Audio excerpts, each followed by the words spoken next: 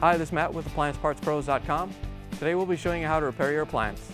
Remember, anytime you work on an appliance, make sure it's unplugged or the circuit breakers are off so there's no chance of electrocution. In this video, we're going to show you how to change out the Samsung dryer heating element assembly. It's going to be a very easy repair and should only take a few minutes to show you how to do it. If you already have one of these, great. If not, you can click on the link below or get it at AppliancePartsPros.com. When you open up the package, you're going to get the new heating element assembly. The heating element assembly is what creates the heat to dry the clothes inside the dryer. The main reason you'd be changing it out is if the element on the inside failed and you want to change out the complete assembly versus just the element. In order to get to the part, we have to take the dryer apart, so we're going to use our Phillips screwdriver and go around back to remove the screws.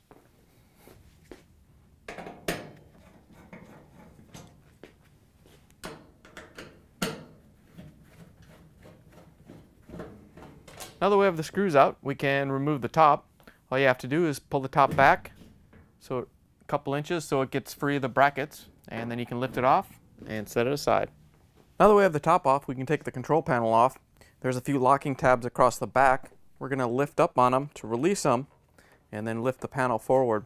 Once you have them all released, you can lift the panel off, and we're just going to set it on the top so it's out of the way. We can open up the dryer door, and we need to remove these two screws at the bottom. We're going to use our Phillips screwdriver to take them out.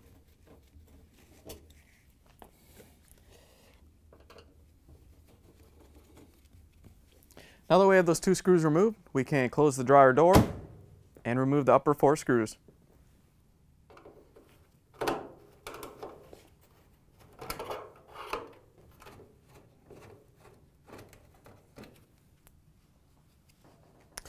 Now that we have the four screws removed, we can pull a panel forward just far enough so we have access to the door switch.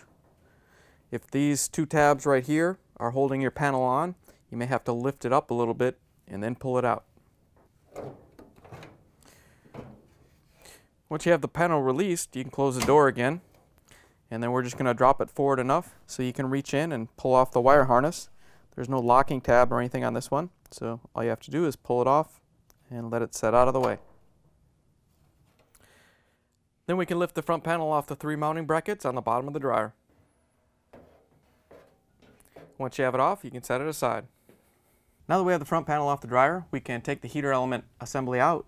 First thing we're going to do is disconnect the moisture sensor. We don't want this wire harness to get tangled up when we're taking it out, so we're just going to disconnect it and lay it out of the way. Once you have that disconnected, we can use our Phillips screwdriver to remove these three screws that hold the heater element in.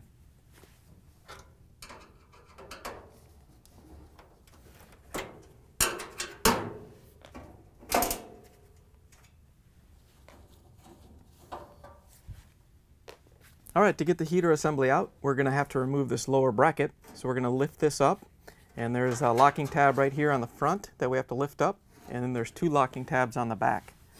So we're going to carefully lift up the element and pull this front one out, and then reach in and just lift the bracket up a little bit and pull it out.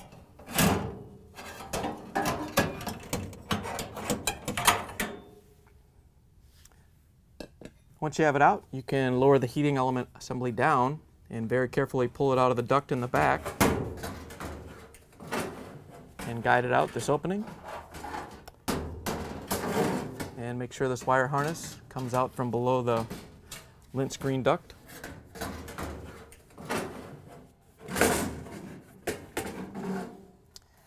Once you have the assembly out, you can set it on the ground so we can change the part. Now that we have the heating element assembly out of the dryer, we can disconnect all the wires. You want to remember where all these go, so if you have to, take a picture or write them down. On our dryer, it was red, blue, black, blue, blue, black. These are on there kind of tight, so if you have to, you can use a small screwdriver to help pop them off.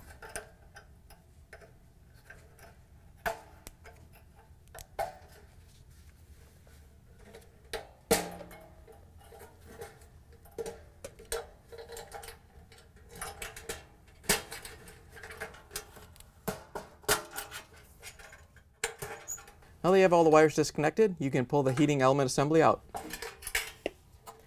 Here's the old heating element assembly next to the new one. If you already have one of these, great. If not, you can get it at AppliancePartsPros.com. To put the new heating element assembly in, we're going to lift up the wiring harness and set it down underneath it, and then we can reconnect all the wires. The red one went here on the closest terminal towards the dryer, and the blue one away from it. And on the thermostat, we're going to go with the black one towards the dryer and the blue one away. And on the thermal fuse, we're going to have the blue one towards the dryer and the black one away. Once you have all the wires reconnected, we can put the heating element assembly back in the dryer. Turn it around and feed it in there. And you're going to have to look inside and make sure you get it up into the ductwork.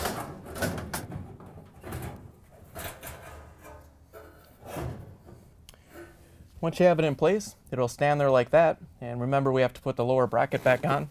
So there's these two holes right here that we have to put these two tabs in. It's going to be a little awkward, but you got to get in here and lift up on the heating element and get the bracket underneath.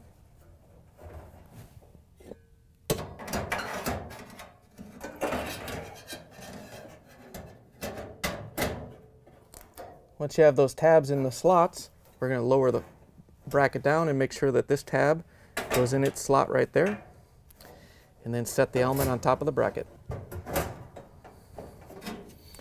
Once you have everything back in place, we can put in the 3 screws that hold it all in. First, we're going to put the element screw in, and then the 2 base screws.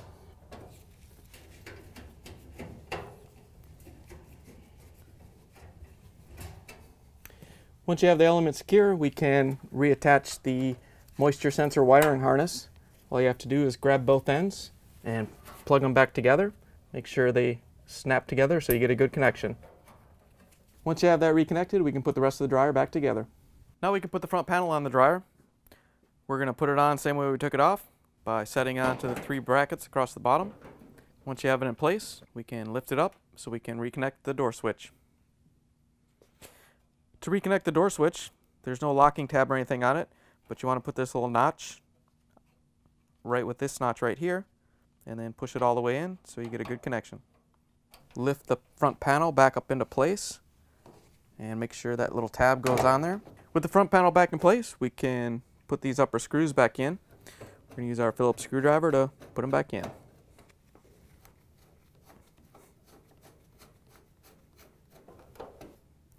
Now that we have the 4 top screws on, we can open up the door and replace the 2 screws that hold the front panel to the lint screen housing.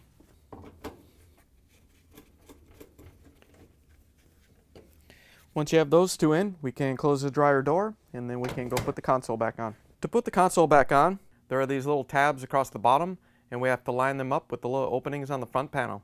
So at not too much of an angle, but a little bit, you want to lower this down so those tabs go in, and then rotate it back so it snaps into place. And then once you have them all in, we can push it up and lock those tabs in that we took off earlier. Once you have that snapped into place, we can put the top back on.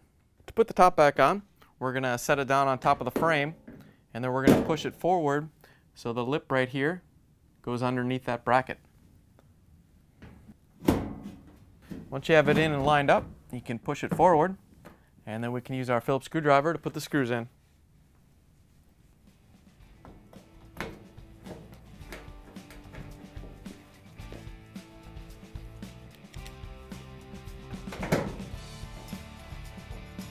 Now that we have the top back on, we can plug the dryer back in and take it for a spin. Thanks for joining us for another successful repair brought to you by AppliancePartsPros.com. Check out our other repair videos on our site, Facebook, and YouTube.